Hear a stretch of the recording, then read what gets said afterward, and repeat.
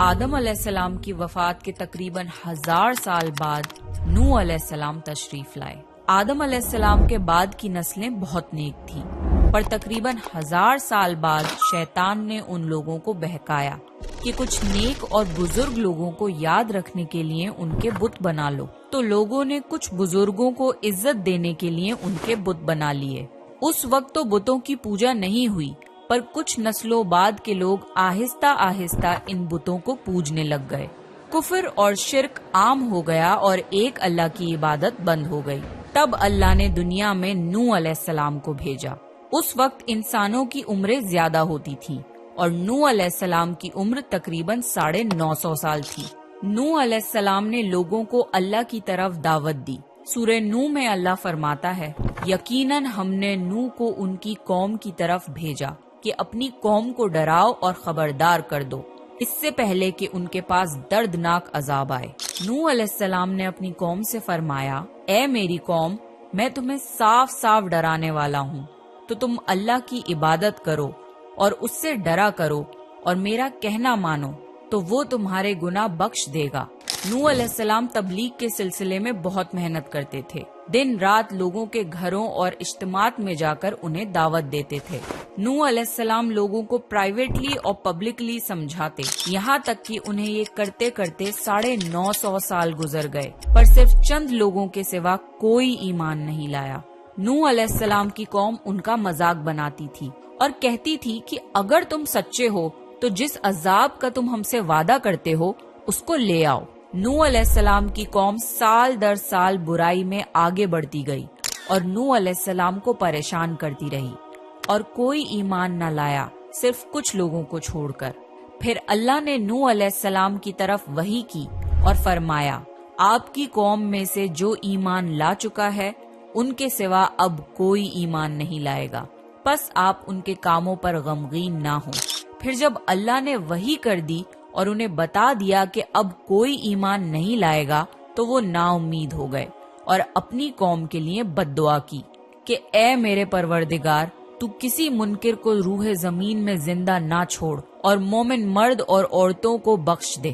نوح علیہ السلام نے جب اللہ کو پکارا تو اللہ نے نوح علیہ السلام کو ایک بڑی کشتی بنانے کی وحی کی، لیکن نوح علیہ السلام نہیں جانتے تھے کہ وہ اتنی بڑی کشتی کیسے بنائیں، تو اللہ نے جبریل علیہ السلام کو ان کی مدد کے لیے بھیجا۔ نوح علیہ السلام ایک پہاڑ پہ رہتے تھے، ان کے آس پاس درخت نہیں تھے، نہ ہی پانی تھا۔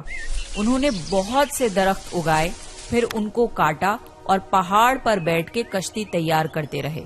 لوگ جب نوح علیہ السلام کو کشتی بناتے ہوئے دیکھتے تو ان کا بہت مذاق بناتے اور کہتے، یہ کیسا مجنون ہے جو پہاڑ پہ کشتی بنا رہا ہے۔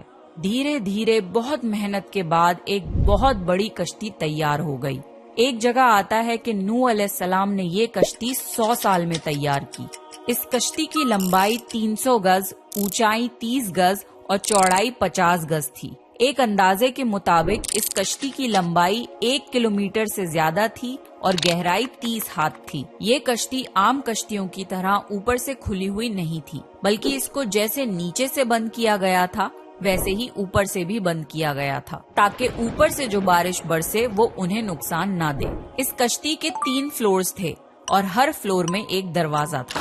اللہ نے نوح علیہ السلام کو حکم دیا کہ مومنوں کو اور اپنے گھر والوں کو اور زمین پر بسنے والے تمام جانوروں کا جوڑا جوڑا اس کشتی میں سوار کر لو۔ پھر اللہ نے آسمان اور زمین میں سے پانی کھول دیا اور سیلاب آ گیا۔ اس سیلاب نے دنیا میں رہنے والے انسان اور جانور سب کو غرق کر دیا۔ طوفان کا پانی پہاڑوں سے بھی اوپر ہو گیا اور صرف نوح علیہ السلام کی کشتی اس طوفان میں باقی رہی۔ صرف وہی لوگ اور جانور بچے تھے جو کشتی پر سوار تھے۔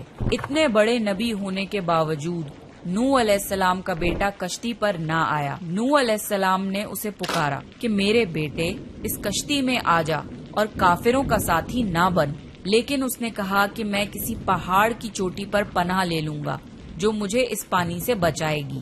نوح علیہ السلام نے فرمایا کہ آج اللہ کے حکم سے کچھ بچنے والا نہیں مگر وہ ہی جس پہ اللہ رحم کرے۔ باپ اور بیٹے کے درمیان یہ گفتگو جاری تھی کہ ایک طوفانی موج نے ان کے بیٹے کو غرق کر دیا، جب نوح علیہ السلام کے سامنے ان کا بیٹا غرق ہو گیا تو ان کی آنکھوں میں آنسو آ گئے اور وہ پکار اٹھے، اور تو نے مجھ سے وعدہ کیا تھا کہ میرے گھر والوں کو نجات عطا فرمائے گا، اور تو تمام حاکموں میں سے بہتر حاکم ہے، لہٰذا یہ ناممکن ہے کہ تیرا وعدہ پورا نہ ہو۔ اللہ نے فرمایا، اے نوح، وہ تیرے اہل سے نہیں تھا کیونکہ وہ کافر تھا۔ کفر نسب کو ختم کر دیتا ہے۔ اللہ نے نوح علیہ السلام سے فرمایا کہ آپ ہرگز وہ چیز نہ مانگیں جس کا آپ کو علم نہیں۔ نوح علیہ السلام یہ بات سمجھ گئے اور فوراً اللہ سے توبہ کی۔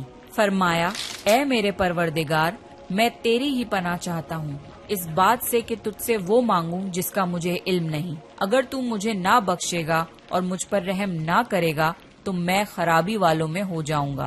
کشتی نوح علیہ السلام اور ان کے ساتھیوں اور سارے جانوروں کی نسل کو لیے پانی کی تیز لہروں پر بلندی سے چل رہی تھی، مگر زمین پر موجود ہر چیز، انسان، جانور، پرندے غرق ہو چکے تھے۔ ان میں سے کوئی باقی نہیں بچا تھا، اگر کوئی بچا تھا تو وہ تھے کشتی والے۔ نوح علیہ السلام اور ان کے ساتھی 6 مہینے تک اس کشتی میں رہے۔ آخر اللہ کے حکم سے طوفان رک گیا۔ اللہ نے زمین کو حکم دیا کہ وہ پانی نگل جائے۔ زمین نے سارا پانی نگل لیا اور زمین خشک ہو گئی اور کشتی پہاڑ پر جا کر ٹھہر گئی۔ اب انہیں حکم ہوا کہ سلامتی کے ساتھ کشتی سے اتر آئیے، آپ سب پر برکت نازل ہوگی اور ان نسلوں پر بھی جو آپ سے پیدا ہوں گی۔ پھر صرف نوح علیہ السلام سے آگے کی نسل شروع ہوئی اور زمین میں ان کی اولاد کے علاوہ کسی اور کی نسل باقی نہ رہی۔ سارے جانوروں کی نسلیں بھی یہیں سے پھر سے پیدا ہوئیں۔ نوح علیہ السلام کے 3 بیٹے تھے، سام، حام اور یافز، جن سے دنیا کی نسل آگے بڑھی۔ سام کی اولاد گندمی رنگ کی تھی۔ عرب ممالک سیریا، فلسطین اور اسرائیل کے لوگ سام کی اولاد ہیں۔ حام کی اولاد کالی رنگت کی تھی۔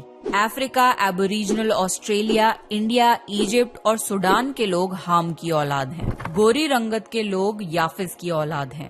چائنا، جاپان، کوریا اور یورپ کے لوگ یافز کی نسل ہیں۔ نوح علیہ السلام کا چوتھا بیٹا جو ایمان نہ لانے کی وجہ سے برباد کر دیا گیا تھا، اس کا نام کنان تھا، اور اس سے کوئی نسل آگے نہیں بڑھی۔ قرآن میں اللہ نے فرمایا، اور ہمیں نوح نے پکارا تو دیکھ لو کہ ہم کیسی اچھی دعا قبول کرنے والے ہیں۔ ہم نے اسے اور اس کے فرما برداروں کو اس زبردست مصیبت سے بچا لیا اور اس کی اولاد ہم نے باقی رہنے والی بنا دی۔